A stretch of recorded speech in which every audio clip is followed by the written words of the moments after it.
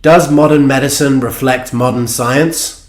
That was a question that Dr. Kelly Brogan answered at the Functional Forum.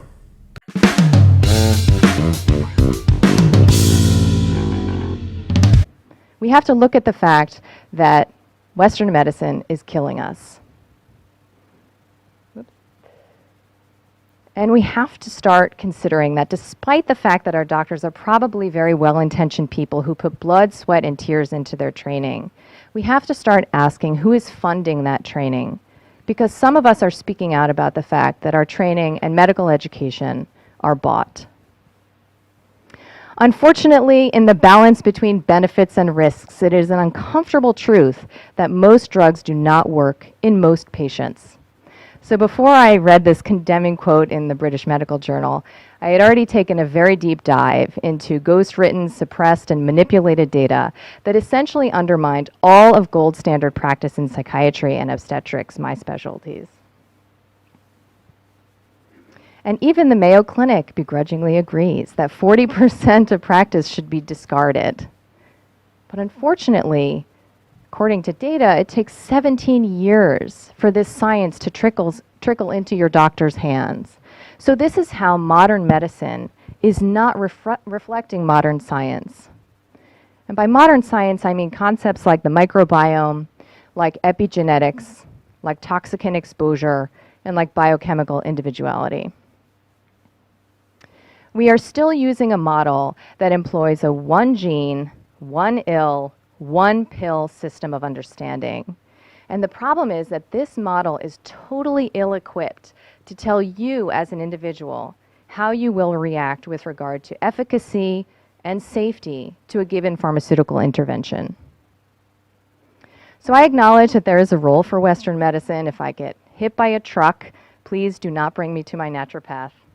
But for the most part, pharmaceutical products carry long lists of potential unintended and largely unpredictable side effects, some of which may be disabling and permanent.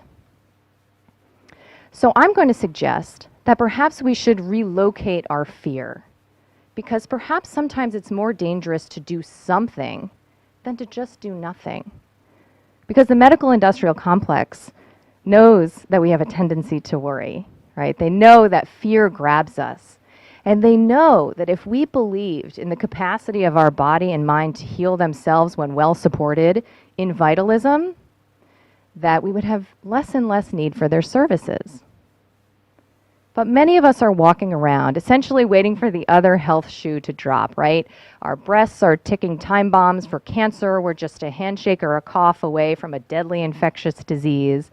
And we just put out all of these little fires with medication after medication. Because the pharmaceutical industry partners with media and they garner our loyalty through fear, right? It's as if horrible, deadly diseases are falling from the sky and they are handing out bulletproof umbrellas. But it's my passionate belief that there is a way to navigate health without fear.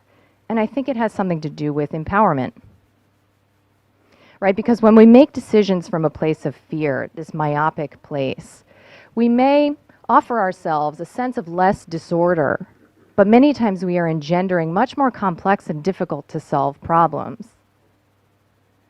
So these days I partner with my patients and they work hard. They work hard at a time when they can barely lift a finger, and when the prospect of bringing a prescription slip to a Duane Reade sparkles like the North Star in their dark sky. But I think that they do it because of my conviction. And I think they're also pretty curious about a process that asks the question why. And maybe they feel they deserve to explore that. Thanks so much for watching, and for more great clips like this, please subscribe to our YouTube channel.